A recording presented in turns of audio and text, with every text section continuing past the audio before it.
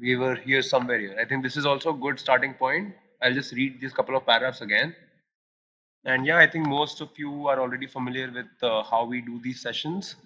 So I'll start now, and as always, just feel free to ask questions, share your stories, yeah, share anything interesting that you find, even if it's not directly related to the text. The point is to be able to make this valuable for people who understand Bitcoin and not necessarily too technical. So yep, I'll start now. The insight that we are all part of the same entity spawns a unique culture of cooperation and long term thinking among Bitcoiners. We are all incentivized to think long term, save rather than spend, and help each other succeed. Bitcoin, therefore, is more than a set of digital rules or a network of computers.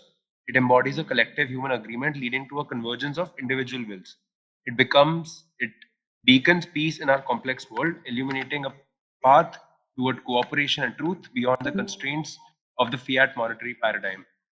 Yep. If you have been around in Bitcoin long enough, you know that even though economics is the study of scarcity, funnily enough, a sound money standard helps achieve better cooperation with people. Even though Bitcoin is scarce, 21 million Bitcoin, there's always room for somebody trying to get more Bitcoins at the cost of someone else. But what human action, what history, what a lot of things teach us is that it's better to help each other succeed and create more value that way. That's the thing that defines humans from every other life form on the planet. Yeah. The longer you've experienced Bitcoin and by extension other Bitcoiners, the more pronounced the seemingly magical aspect of the network becomes. Considering our conclusion that we are all part of the same being, it all makes perfect sense. Something profoundly human is going on here. Bitcoin points out the obvious. We'll all be better off if we cooperate. This is what removing the noise is all about. Yeah, so there are so many rabbit holes about the signal to noise ratio. There's like health health rabbit holes which talk about how just improving your EMF exposure. I'm sure a lot of you might be aware of Rusty, who's at the cutting edge research of electricity and light. Hey Harsh, are you saying something? Oh no, I'm so sorry. Might have. No worries, no worries. Yeah. Yep. So I think the Bitcoin meme that follow the signal or uh, don't be distracted by noise is a popular metaphor even in religions and spirituality. So it's not just a Bitcoin thing. It's just that Bitcoin gives you the lens to be able to listen to or channelize that information or even energy. Some people, yeah, this is the conversation I had with Rusty a few days ago about how even health is always looked at from a lens of biology or energy at max. It's like that's the level of research that mainstream media and even some of the most famous functional medicine and alternate medicine research schools do. But there's, I don't know, he's the only person in my opinion and in my understanding and awareness so far who's researching health from information lens. And yeah, it does not directly relate to Bitcoin, but I think Bitcoin is the first information money. I was having a conversation with another person who said that Bitcoin is the first time we are having money because gold has never scaled it to be the medium of exchange. So whatever we have had are promises, and promises always get broken. So we have never had money. We've had some function of an entity promising that this thing has value. Bitcoin is valuable because Bitcoin is valuable. Nobody forces you to give value to this thing. So this helps us increase the signal in our personal lives, in our professional lives, because we are incentivized to do things which give us value. I think Bala puts it that Bitcoiners are value hogs, which means that we are wanting to get more value with every action. The actual decision makers in Bitcoin are the node runners, those who run nodes. Most of them receive satoshis in exchange for goods, services, and sometimes even dollars. Their primary concern is the immutability of transactions, ensuring that once they part with their product or service, the satoshis they receive remain in their wallet. Miners also play a pivotal role here by providing immutability as a service, embedding transactions into blocks in exchange for transaction fee. However, the system ensures that the receiver, the ultimate consumer of the immutability service, the node runner, has the final say in validating Bitcoin transactions. Yeah, this is, I think if somebody had to explain it to a person who is very new to Bitcoin, that what is the point of Bitcoin? One way to put it is that Bitcoin gives you the ability to trace back the origin of money or the coins or the thing of value in Bitcoin. which nothing else does. You can't trace back information of any commodity, any asset, um, to the teeth, the way Bitcoin allows you to do. So this is the service that miners and the entire Bitcoin network provides to its users, which are node runners and wallets, and the humans, the receivers of those satoshis. Contrary to some opinions, running a Bitcoin node does not directly contribute to network security. The number of nodes is, for the most part, irrelevant to those receiving Bitcoin. Likewise, hodlers, Bitcoin holders, have no real power in the protocol's power dynamics. You don't automatically get a say in Bitcoin's future merely because you sit on a large stack of sats. Yeah, this is. I think this is where defining the terms becomes important. The way I have started to do is that there are hodlers or holders who hold Bitcoin. It's like that's the only say that they have in the network is just the ability to be receiving and holding Bitcoin, which means that you hold the private keys to your Bitcoin. Then there are Bitcoiners who are contributing to the Bitcoin network. And this is a very difficult to define thing because even a dancer could be contributing to Bitcoin just as an artist and spreading the message of Bitcoin.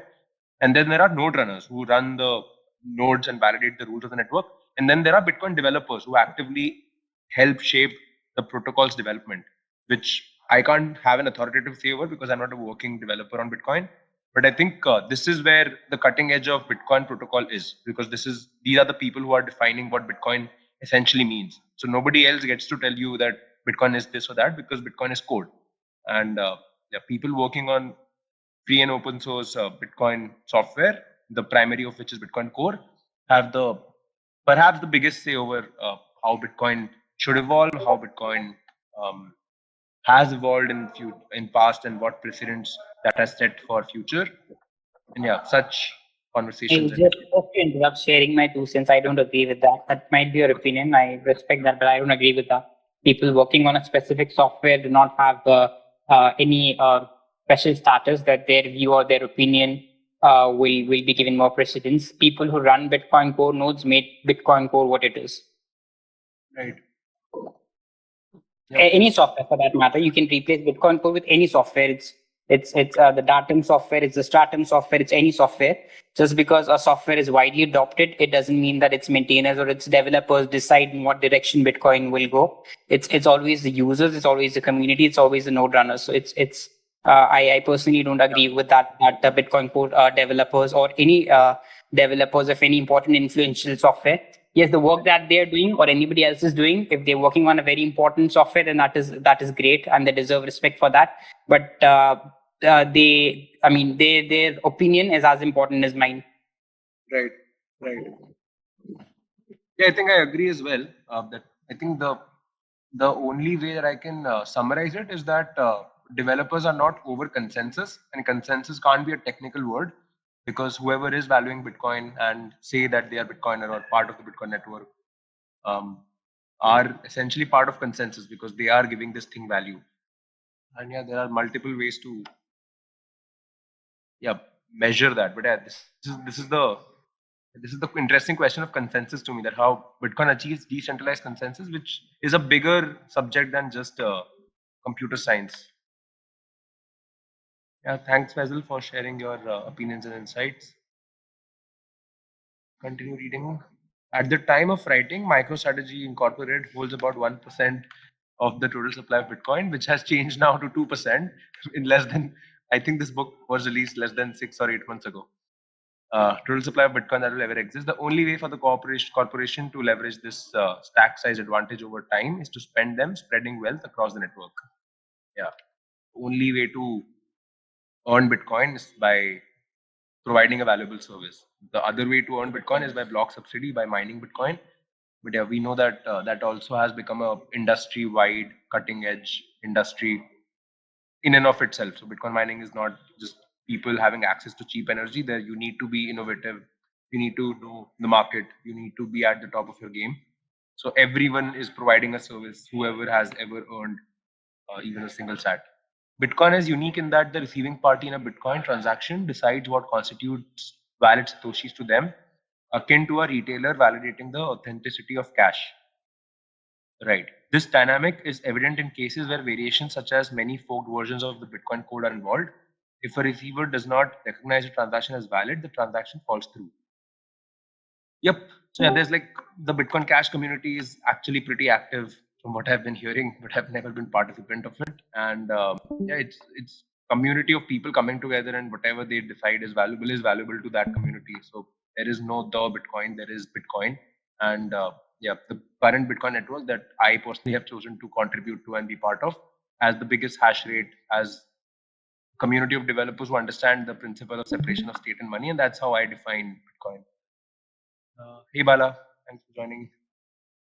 We are 10 minutes into the session. I'll not be able to give you a summary, but yeah, I think you are more than proficient and capable of understanding this text. And yeah, feel free to share your opinions and thoughts whenever you want to.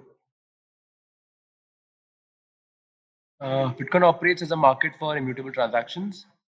It designs its design inherently opposes state intervention, evident in its ability to be arbitrarily printed, its permissionless nature, and its resistance to centralized control. The state, including its banking system, aims to regulate monetary supply and maximize tax revenue. Bitcoin challenges the status quo by providing a separate system where transactions can be anonymous and beyond state control. The separation of money and state is one of the core advantages of Bitcoin over traditional financial systems. In essence, Bitcoin wouldn't work if a lawmaker or anyone else for that matter had the power to interfere with it. Yeah. I think this is one of the biggest human fallacies of the free market principles. This is just my opinion that sometimes every human has fallen victim to this in my personal experience of life so far. That they think that they know best for the world, but nobody does, because what is utopia to you could be dystopia from someone else. What is valuable to you could be worth nothing for someone else. So you can't claim to know what the solution for the world is. You just can add value to whoever you want to. Essentially, you are free to add value to another human as long as you are able to contribute to survive and hopefully thrive. As Bitcoin grows and threatens state objectives, governments may react by passing punitive laws and supporting regulatory attempts to control the protocol. This could lead to a bifurcation, a state-controlled safe version of Bitcoin, essentially another form of fiat, and the original Bitcoin, which would operate underground. For this attack vector to be viable, state actors would have to collude and strategize effectively to bring down the protocol. Good luck with that. Yep. Yeah, I think even in the white paper, it is written that Bitcoin operates with minimal structure and infrastructure. I mean, it requires just a couple of computers on a very extreme scenario to be able to run Bitcoin node and Bitcoin software. So for state actors to ban Bitcoin, to regulate Bitcoin, to control what Bitcoin is incredibly expensive and difficult, because it literally means going down to each node runner's home and taking away their 30,000 rupee laptops, which I don't think state is incentivized to do. Enter the CBDC. The abbreviation stands for Central Bank Digital Currency, a concept so blatantly Orwellian it hurts. In the wake of Bitcoin's success, the EU, among many other state actors, has begun positioning CBDCs as part of the brave new world. But a CBDC is not just another Bitcoin clone, it's a tool for governments to program and control their subjects. Yeah, most of you, and I'm pretty sure all of you are Indians, and CBDC is also entered in India. It's not just the EU thing.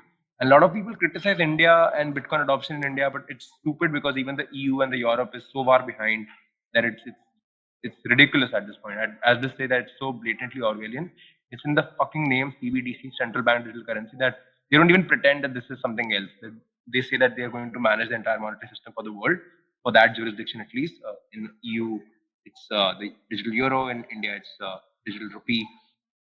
I'm not sure what's happening in the US currently, but Donald Trump says that he wants to make America the crypto hub of the world. I doubt he will be a supporter of the CBDC.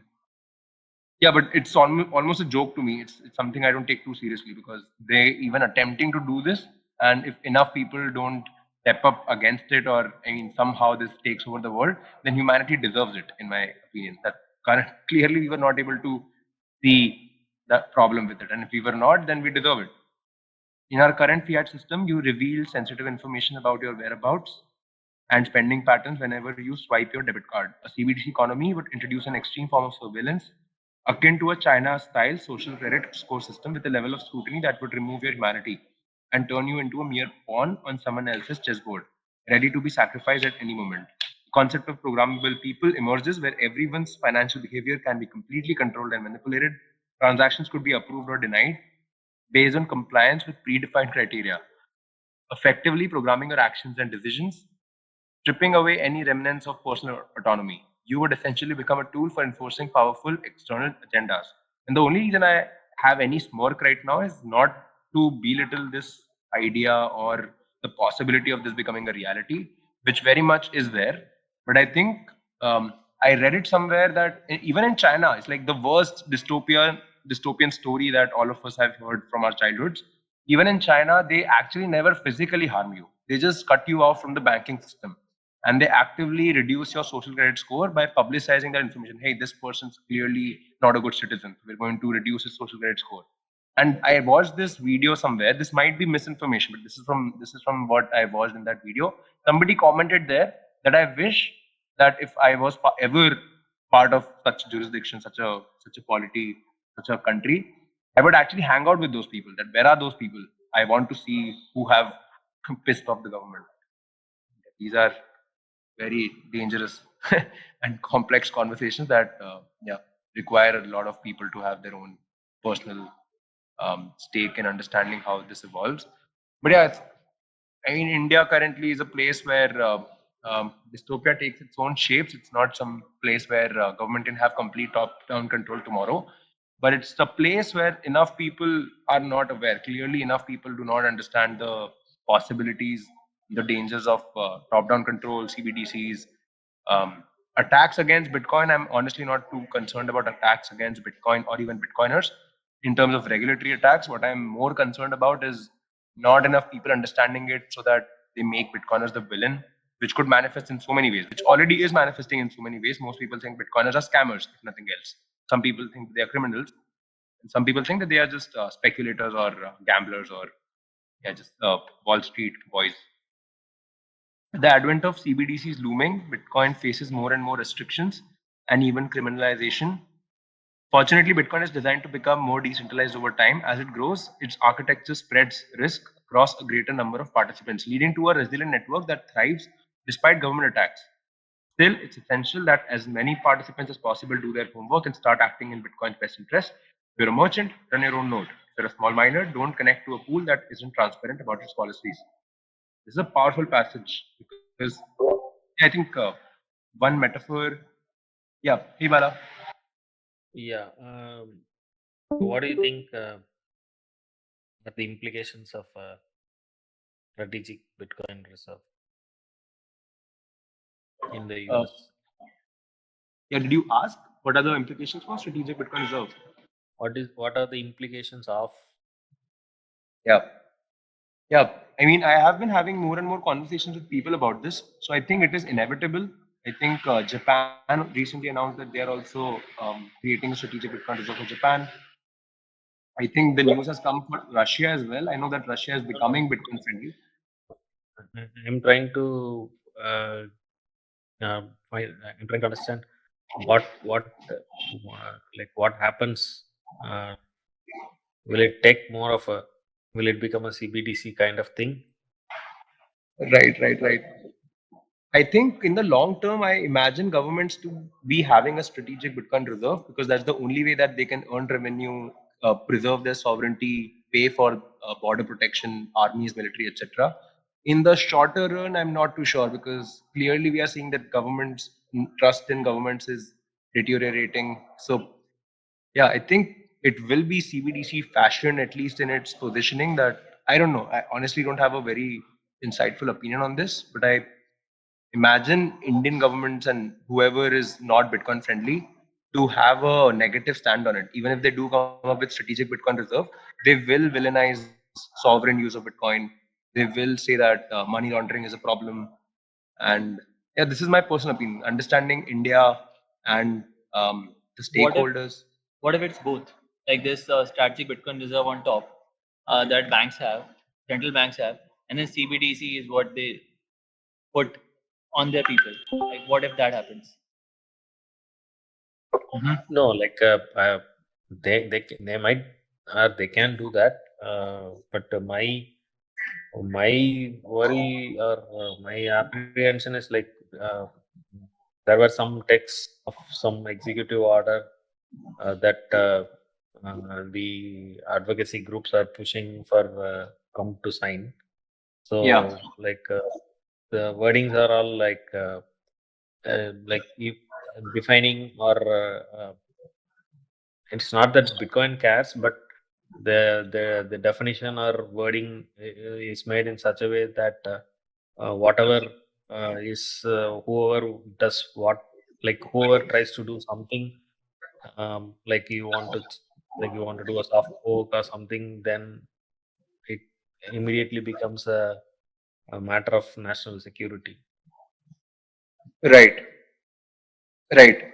From So yeah. like it pushes, I think it will push us too far into the ossification, and the lines will be blurred. Even functional upgrades will become will be portrayed or will be debated as national security issue. Right. I think a lot of these attacks are timely, in my opinion. So I might have a like the way I explain a lot of these quantum computing attacks, or these kind of attacks, wherein if it becomes a sovereign reserve, then the decision makers, they also become decision makers, and they will not allow any changes to happen because they can potentially lose out. So in my head, like it all fits in this jigsaw puzzle wherein we want the adoption to happen inside countries, and we would also want Bitcoin to not change like rapidly, and they both kind of work in tandem. So the more adoption will be done by like any sovereign who wants a certain transaction to make it to the blockchain, because otherwise you are left out of the grid of monetary system, uh, will also ensure that the changes on Bitcoin slows down, because yeah, there will be a lot of resistance to any change in Bitcoin. So they both, in my opinion, are good, because it will take us some time to get there. By that time, most of the good changes will get accepted, and beyond that, the changes which are frivolous or which are not super important, and at some point in time, Bitcoin code has to freeze or almost freeze, right? Maybe it will all come together and happen at that point in time. I don't know. We'll always have to keep working on the code in some form or the other. Maybe not adding radical changes, but even to keep it functional and keep it moving along, we need to work on stuffs. But now the issue becomes uh, whatever people now discuss in good faith in open source uh, forums will I don't know. I think there will be some kind of a chilling effect on even discussing stuffs. It's the SBR is good for pumping your bags, but I don't know. Yep.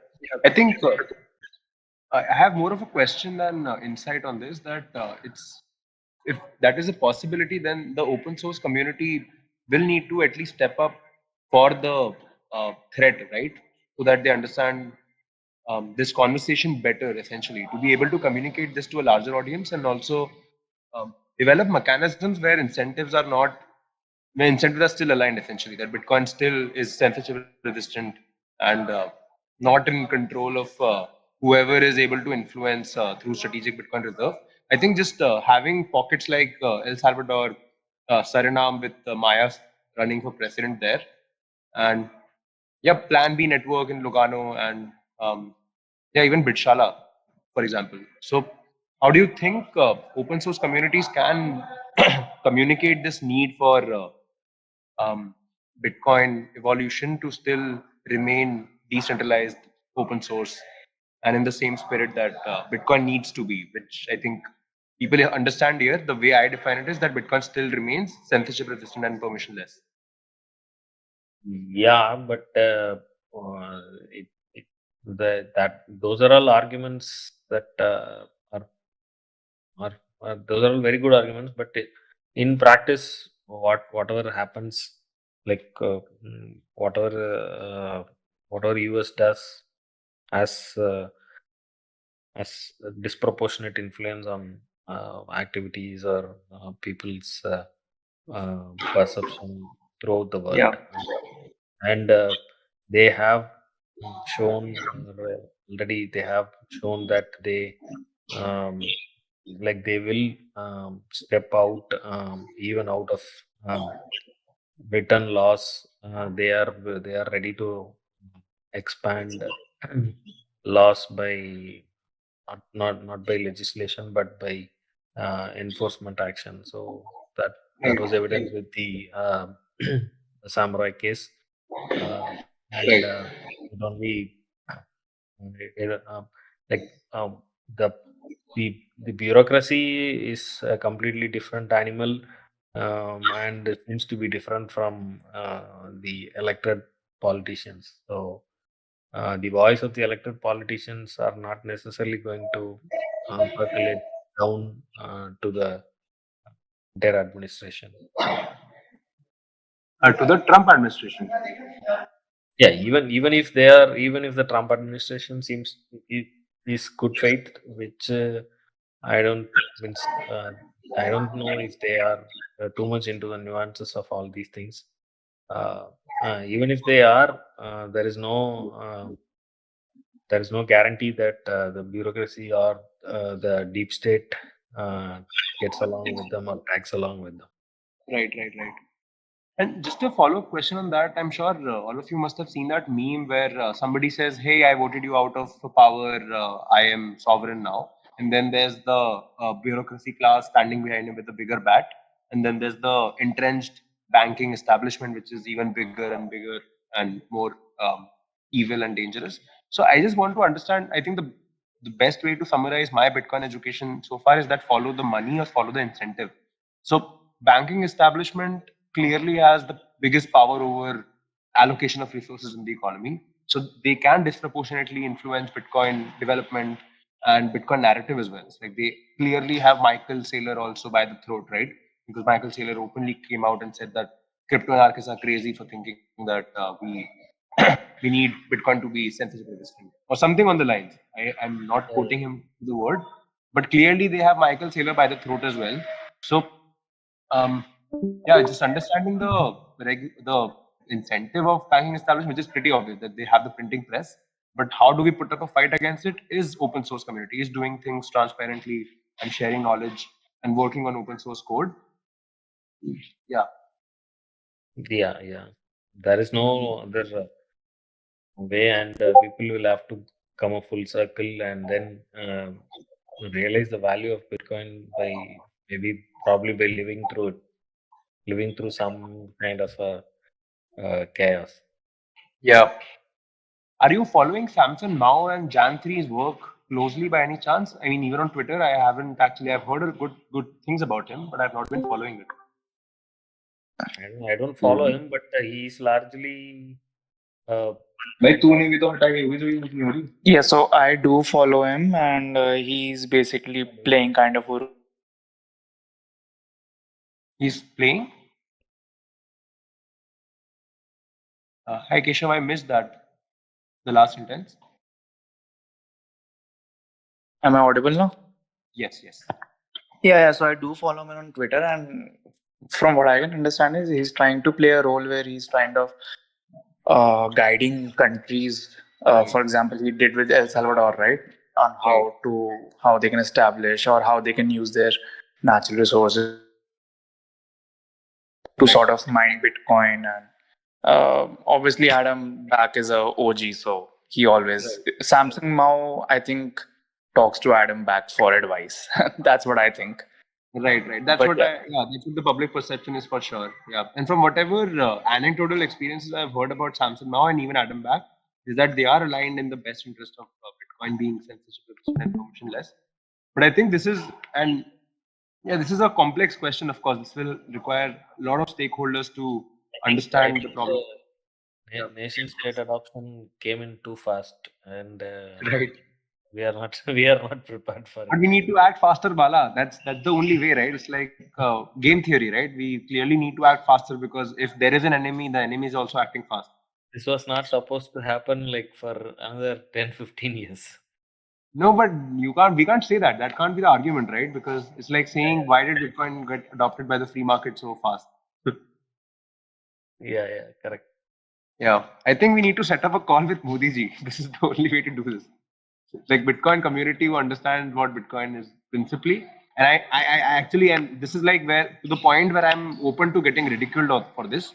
That Coin DCX will actually not want to speak to Modi ji. They are not incentivized to do that because their target audience and their market is traders and gamblers, and they can't care less about holding Bitcoin sovereignly and running nodes. They can't care less. It's like they want to speculate on this thing. So Coin DCX is happy. It's like they're happy doing their thing and they're making money. So it's not going to be Sumit Gupta approaching Modi ji for a strategic Bitcoin reserve strategy. It's going to be one of the Bitcoiners. It could be me, it could be Bala, it could be someone from the community that we know. It could be somebody that we don't have any idea about, and he just pops up and he understands the opportunity and the challenges ahead and takes this up as a pattern and somehow gets No, nobody, no politician is will be ready to give an audience to listen about the virtue. Even in the right, US's case, what worked was Trump saw a significant electorate, and right, he wanted he recognized the potential of it, right. and that's how it worked. Yeah. Yes, yes, yes. And I think just my personal experience so far that Goa is probably the best place. Saurabh and I have been discussing this while we are literally right now in Goa, and we have. I mean, thanks to Aaron. Aaron has laid out such a beautiful groundwork for this that he has been able to convince and orange pill a lot of people to accept Bitcoin, to understand Bitcoin better, and he's principally aligned. So it just makes it simpler that we don't have to beat around the bush. We can actually talk about Bitcoin freely without having to always be politically correct. So I think we need a pocket of freedom within this jurisdiction called India because I mean, for better or worse, we are Indians. And Goa seems to be the place for that. And I think it will require engaging a lot more stakeholders than Aaron has been able to do. Just putting this signal out, if however all of you can contribute, you wish to contribute by being a pseudonym, you don't wish to contribute, you just want to understand the process better. I think Aaron, a lot of people in Goa, and I'm trying my best to contribute as much as I can as well. So ideally, we should have a ally who is able to protect Bitcoiners from regulatory attacks. And by that, I don't mean there's some savior, but there's a framework and a group of people who are able to advise uh, the relevant folks. Yeah, I have zero experience in speaking to politicians, so I'm not sure if politicians are ever going to be our allies, but I know that there are allies and there are people who are committed to helping Bitcoin adoption grow in India.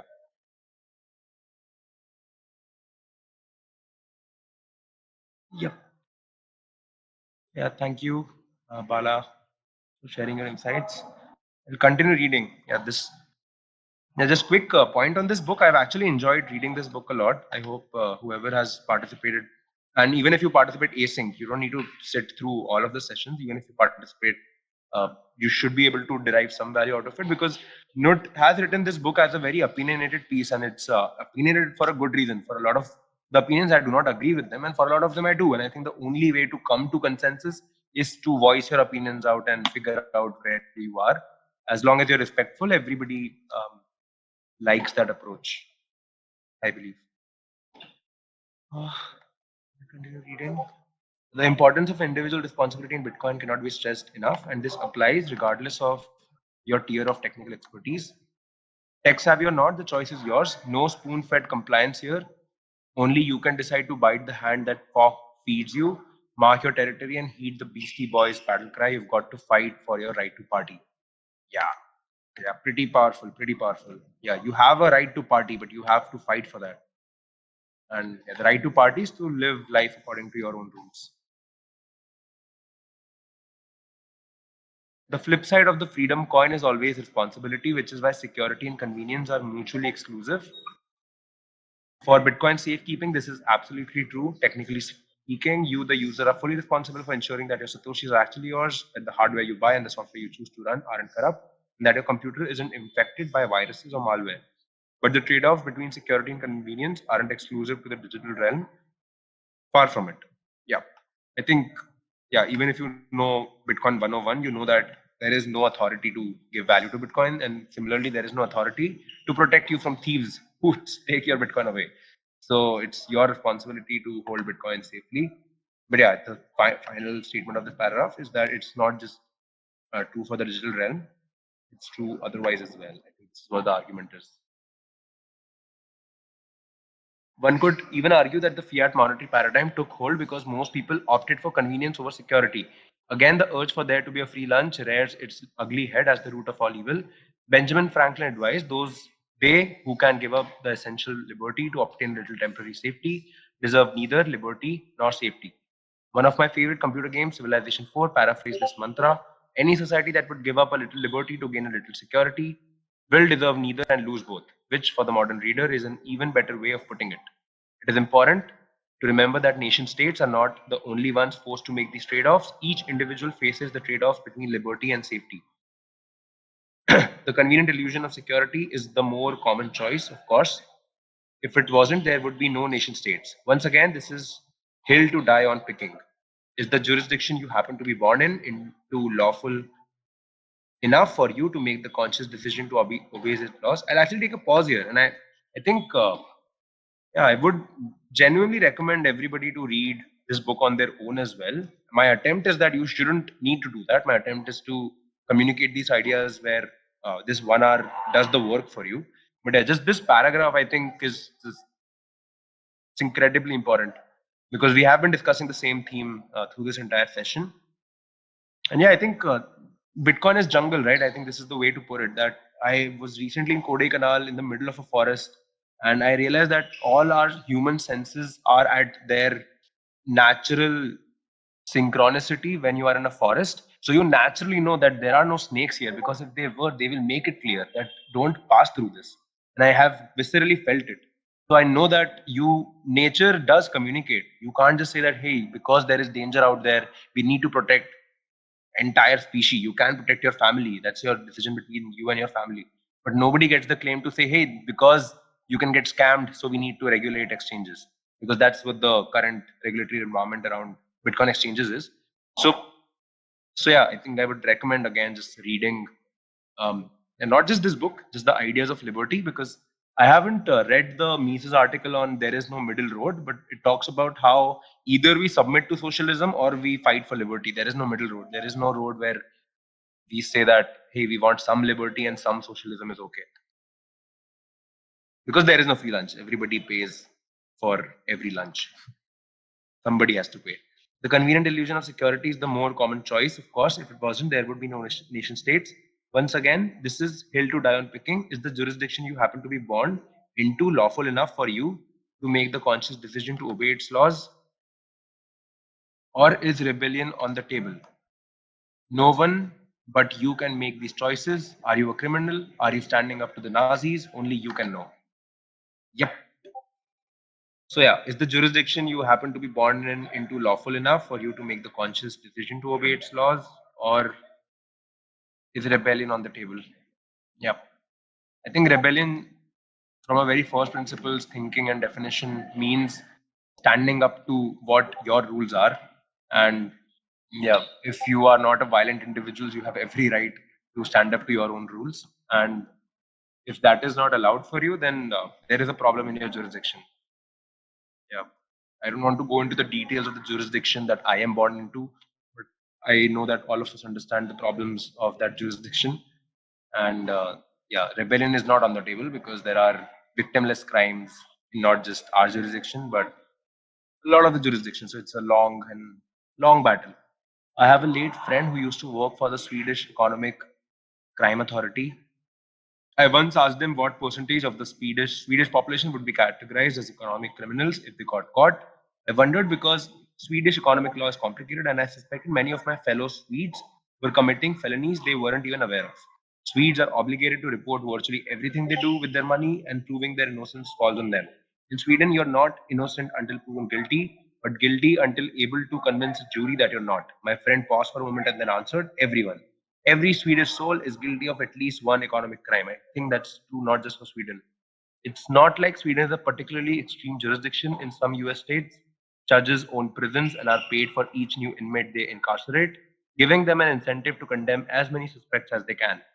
As an example of how corrupt and complicated international law can be, I refer to my dear friend Mr. Hodlnot on the Norwegian space cat, who had more than 3 years of his life stolen by a wealthy narcissistic fraudster. Mr. Cat had to fight a legal battle in which it was clearly evident, even before the trial, who the actual perpetrator was.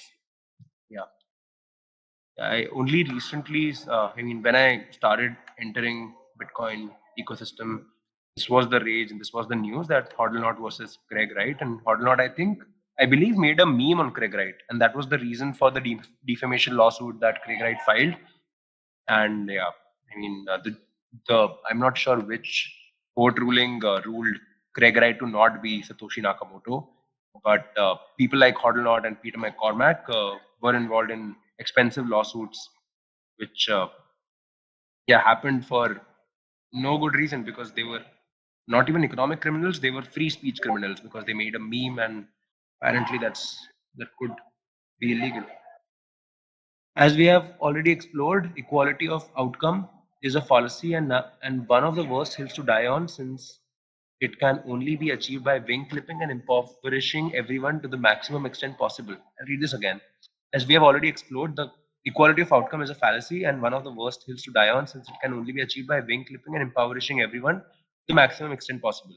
Yeah, so yeah, I think this is a discussion I've had with a few people that so Austin economics principal axiom is that value is subjective. So somebody can value equality of outcome. You are free to value that. Nobody can restrict you from valuing that.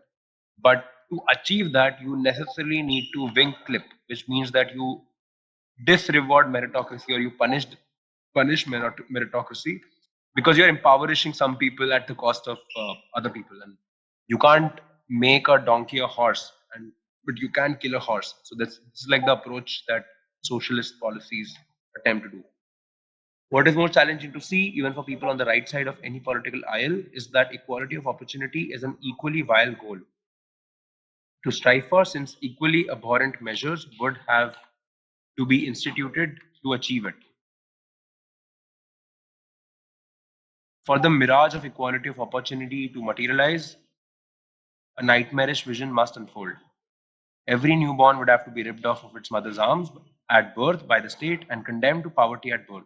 Huxley's Brave New World and Orwell's 1984 loom as chilling premonitions. In these two fiction as blueprint books of the modern left, and in their slightly less fictional but equally disturbing antecedent, Marx's Communist Manifesto, perverse equality reigns while the human spirit is subjugated to cruel oppressions. Reminder, the only equality that is universally fair is equality before the law. This is a very powerful piece, and I think all of us are born with certain privileges, and I am no different. But I think just sharing my own personal view on how I have been somebody who has been woke, and I have been somebody who was perhaps on the left. I never looked at it that way because I was never a political theorist. I was just somebody who uh, I think wanted the world to be a better place, and the way that I saw that happening was for more people to have more stuff and just seeing less conflict. So I think one of the approaches is to tax the rich. I mean, I did not say it that way or look at it that way, but I thought that there's clearly more than enough resources for all of the humans. So why is there a conflict of some people not being able to achieve the standard of quality that they at least can reasonably achieve? So yeah, the only way to achieve that is by wing clipping, as we have discussed in this paragraph. And the more I realize that the only way to make the world better is by action. There is the only principle that you can do is by acting to the value system that you believe in. And the value system that I believe in is self-preservation first. It's like I need to preserve my fucking body and my mind to be able to function and then be able to thrive. And what that means is to be able to work on projects that I care about, that I see having value in the world, and be able to contribute and collaborate with people who see that as being equally important or as as important in the capacity that both of us can collaborate on. Yeah. I'll read this again. I think this is worth reading again. What is more challenging to see, even for people on the right side of any political aisle, is that equality of opportunity is an equally vile goal to strive for, since equally abhorrent measures would have to be instituted to achieve it. Yeah, so equality of opportunity is also a very complex debate. There's like the debate of reservation, the feminism movement, yeah, questions of adequate compensation between an employer and employee. These are conversations that humanity has had for thousands, if not more. So yeah, I think the way to achieve that again makes some third person having a say over the relationship or negotiation between two adult individuals. And I think I'm just sharing one weird rambling that I have thought about in quiet, I'll just share this with all of you, is that human life is full of ignorance by its own nature. When you are born into this life, you have no fucking clue why the fuck are you here, right? So it's only by practice, experience, listening to other people, living life, essentially just experiencing more of life, that you achieve any kind of semblance of experience, autonomy, identity, and existence. It's like you exist only by doing, because you clearly existed even without doing. You're not given the option, hey, press a button, get to live on Earth. So yeah, I wanted to connect this to this paragraph by also just stating that equality for opportunity is easy to fall for. I think all of us have heard, hey, of course, equality for outcome does not exist because some people are born different, they have different skills, blah blah blah. It's like clearly humans are different, but equality of opportunity is a good thing because of course, why should I not have the same opportunity as someone else? But again, that's like asking for reality to be a different way. Somebody was born as Ambani's son, you can't fight it. Only thing you can do is to accept it and ideally be able to okay with it and work on what your reality is. So this is a realization even I took many years to fall for. I remember I was going for a run maybe way back in 2018 when I was in college, and I remembered I was just looking at all the real estate, all the houses in my colony, and I was thinking that why the fuck would I ever buy one? It's like I just need a place to live and sit and work on and sleep and eat. So why are people so crazy about real estate? This is back when I was just somebody who thought that yeah, clearly there's more resources in the world and money is something that humans are crazy about. So why the fuck are we so fighting so hard when we could be doing other things, right? We could be doing research, we could be doing, yeah, just spending more time with people we love, traveling the stars. I don't know. It's like there's so many things to do other than just wanting to make money, clearly. So yeah, this made me, and I think this makes a lot of people fall for the narrative of equality of opportunity, which again ties back to reservation or feminist movement, and yeah, all sorts of welfare policies. But that again requires a third person to come intervene between two people who yeah, who are free to decide their actions as long as they're not violent. And this is just my rambling. Don't write this in your exam. I have some thoughts to share. Is it okay? Yep, of course. Go ahead.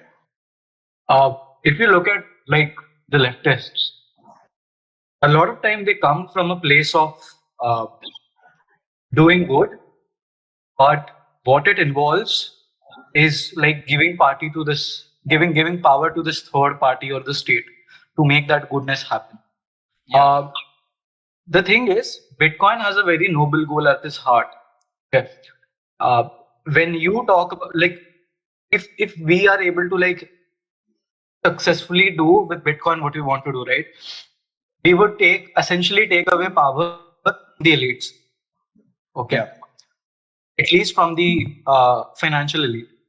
True.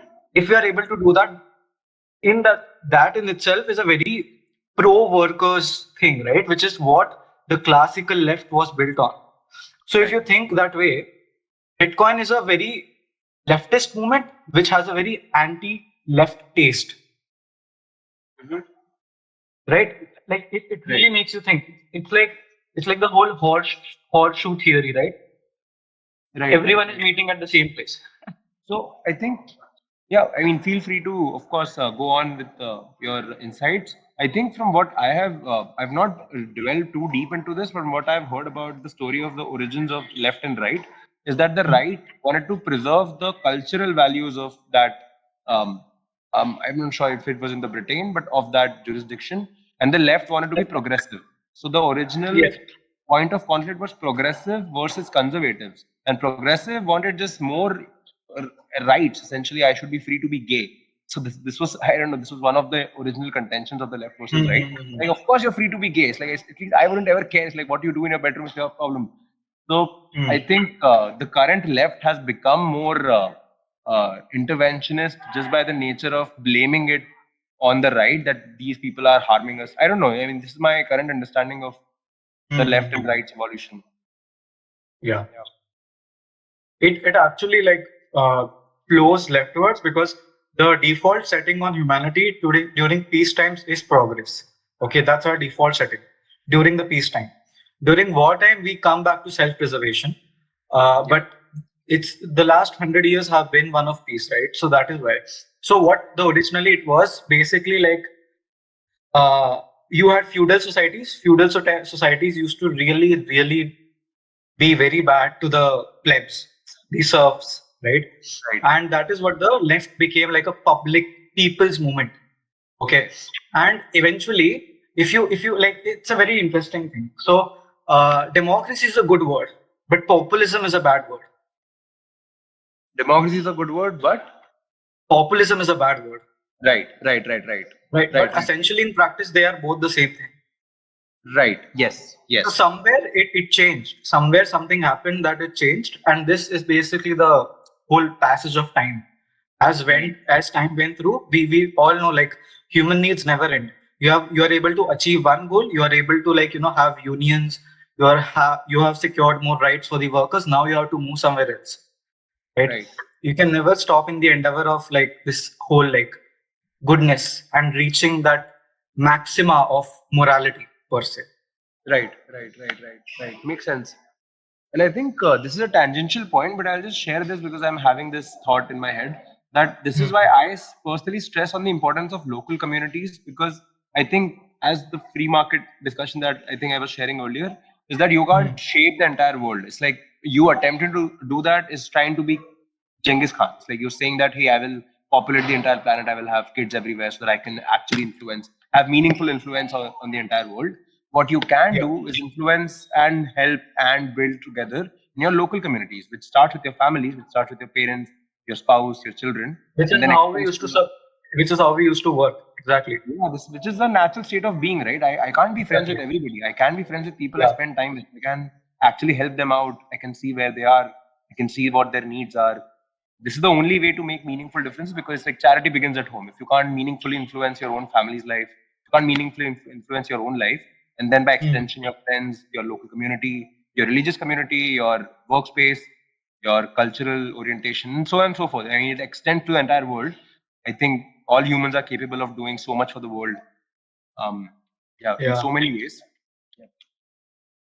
You So, came to this national thought yourself, or like did you read it somewhere? no, I think I came it to my own self. I think I've made the choice to be in India. This is like one of those examples. Some people, I think I'm, I don't know. This is like some personal details, and I don't mind sharing it. But just sharing it in case someone's uncomfortable, please let me know.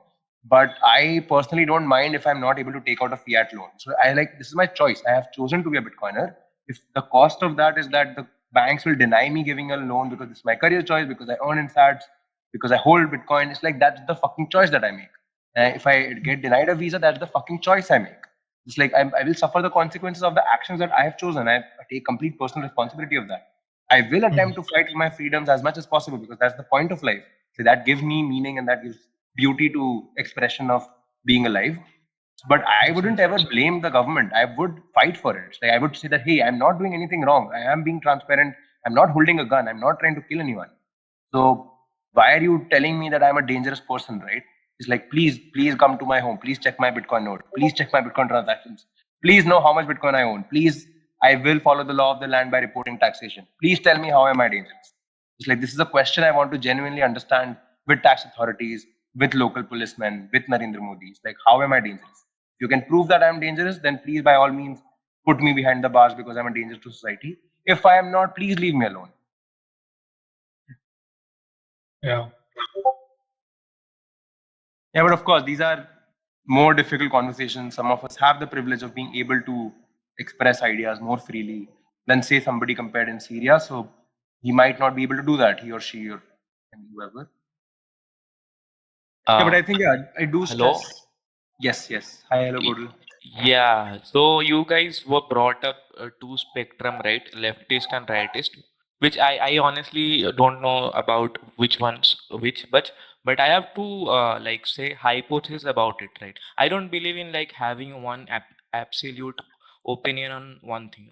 I also generally give people a choice, like choose whichever you want. So I give two hypotheses. If is that okay? Like what the two labels could be?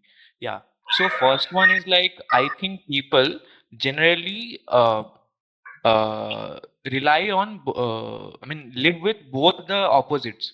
I mean, if even if you don't have to define what exactly left or right are, let's say they are two identical balls, but in two opposites, and you are using both of them, so obviously you are being leftist or and rightist in your life in different circumstances, irrespective of how you define it, right? Because obviously there are two extremes opposite. You can actually verify it, like it happens all the time. There is no like proper leftist or rightist. It's a really hypocritical True, true, concept, to be honest. true. I Yeah. mean, I don't even like get how they're like defined. For example, left and right, I would think it in a time directional way, right? For example, left would be something that is like stuck in past, and right would be something that want to like go into the future or something like that. Right, But right, they define left to be liberal and right to be conservative, which is weird to me. I mean, a right. child would be confused, right?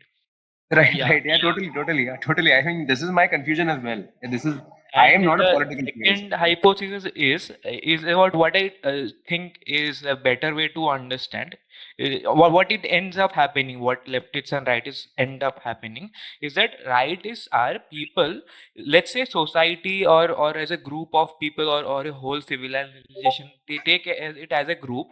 So what rightists want, that they want the group to proceed in future, like. Okay, and what leftists want, they want everyone in the group to proceed at the expense of how much you proceed like a globe together. For Right. example, rightists would want to go to Mars or even like in some other galaxies or whatever, because that counts as a success of human, right? So that's Ah, a success for all of us. But leftists would want, but don't do that. I mean, okay, fine, go to Mars, but also make sure that everyone has the privilege of ripping off that success. Like they don't, they are ready to make that sacrifice of everyone. I mean, they want like yeah, everyone to move forward, right? the only problem with that is just quickly chiming Even in and I would stop. Like I was going to stop. So once like even this happened to me in my personal life. What like in my like education or college or whatever. So what I, because of my background, which was there in high school only, like a very sort of abstract math background, right? Which I can think the of underlying patterns of things. For example, when I went to college, so I was really. I mean, it wasn't difficult to me to write or write proofs or even explain it to people. For example, somebody's teaching, and before even he gives the proof, I would like be giving it away. And also, I like the fact that many people are being able to understand what I'm saying rather than what profs do. Right? They just want to like write it out. Right? So while doing that, what I get, this question always bothered me, that why is the person, these people, like this 60-70% people are not getting the proof, but I am getting the proof. What is so special about it? And right. why I am the person that who is able to think of it? I mean, Ah, even the prof read the proof somewhere, right? I didn't. right, He right, explained the definitions and I came up with it. So right, while right. doing that, I completely gone down in like if you talk academic and all that. But I Ah, love the process because now I do understand like how this works, like not just proofs or a subject, anything like for, because now my priority is that, like, so that's a very leftist concept. You, what I'm saying, you get that, right? right, Because right, what a right. topper would do, topper would wanna like top the class, and hence it's he is the representative of the class, and how much he proceeds is represents how much the whole group proceeds, rather than what I am doing. For Ah, example, you will see a lot of people, even IITs and like fellows, like even stand-up comedians who are IITians, who when they talk, there's this fine people who before the exam explain things to people. Like hmm, this is nice right. guy. He should be the representative. So that is the Yes, yes, leftist representative, right? yes. But That's what not he leftist. That's literally just a friend. I mean, I would call him a friend, right? Not a leftist. It's like No, a friend is. again, Yeah, I gave you a hypothesis, a definition. yeah, I'm yeah. following that. So what Right. he's doing it at the cost of his own academics. I mean, he has got the course, but he could have just done something advanced, and that is what maybe something that maybe a startup or whatever he is doing at the cost of his time, right? Ah, Right. yeah, A right, this person wouldn't have done that, and that is the right, thing. That is what I think is the thing, and I think that's where both are right in some way, right? It right. depends on the person, because it depends on what your capability is. If you can't like work with everyone, okay, fine, work ahead and do whatever 70 years you have with. And other Right. way around, if you want to have fun with everyone and not so much of fun, then that's also fine, right? So yeah. Yeah. Yeah, yeah. Well put, well put. Hello, Gordil. And I just saw that you have also asked questions and shared your insights in chat as well. Yeah, so I would quickly go over it. I think we have approached the end of the session. So what I'll do is I'll quickly read the last paragraph. I think we are approaching the end of the chapter. Yeah, if it's okay, I'll just quickly read this and then we can discuss for the remaining time as long as you guys want to hang out. For the mirage of equality of opportunity to materialize, a nightmarish vision must unfold. Every newborn would have to be ripped off from its mother's arms at birth by the state and condemned to poverty at birth. Huxley's Brave New World and Orwell's 1984 loom as chilling premonitions in these two fictions as blueprint books of the modern left, and in their slightly less fictional but equally disturbing antecedent, Marx's Communist Manifesto. Perverse equality reigns while the human spirit is subjugated to cruel oppressions. Reminder, the only equality that is universally fair is equality before the law. Yeah. Natural law is the study of a legal framework where it applies to universally every human, which means that you can't do wrong. The only wrong is to steal. And stealing includes rape, it includes murder, it includes stealing private property. And that summarizes the entire essence of what natural law is. That's the only legal framework which can be universal because everything else is decided by an authority which differs from jurisdiction to jurisdiction. Bitcoin is the most potent oppositional force to equality focused ground world policies. Bitcoin is the most potent oppositional force to equality focused ground world policies. The oppressed no longer have to choose between voting with their feet and escaping or standing their ground and revolting. Yeah, so the oppressed so longer, I think, I'm not sure if I'm quoting Hello Godel correctly, but the point of where the worker class have had to form unions and create.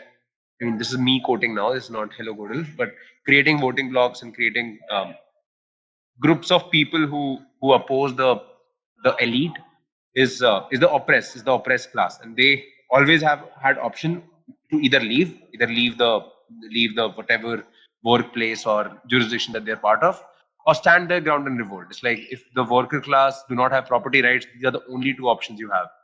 What Bitcoin represents and the opportunity that they have that gives to people is to not even attempt to do either of them, is to just hold Bitcoin because you don't need to yeah, pull out any weapon to earn Bitcoin. You just need to pull out a smartphone and create a receive address. Freedom seekers everywhere now have a peaceful way to opt out by adopting an entirely voluntary system, the long term implications of which cannot be overstated. We are living through the early stages of a seismic paradigm shift in human existence. We are becoming our money. Yeah, the concept of element zero is further explained in Knut's book, Bitcoin Everything Divided by 21 Million. There's a Guy Swan video on element zero as well. I think Robert Breedlove also. I mean, a lot of people talk about element zero. And I think my interpretation and understanding of it is that the Satoshi is not a thing. It's an element zero because you can't touch it, can't feel it. For some reason, you are able to send it, and for some able you are able to receive it and stack it and hold it. It does not make any sense. Like, what are you holding, right? This element is digital, and this digital element does not have clear boundaries. It does not have a shape, but it does exist. And the reason that it exists is because Donald Trump cares about it. Is because there are people with weapons who are after you if you piss them off using Bitcoin. So the element zero does exist. If you deny its existence, reality will teach you that it does exist by either making you poor or yeah, making you rich if you understand that it does exist. So this is the magical reality of living in 2024 and now soon 2025.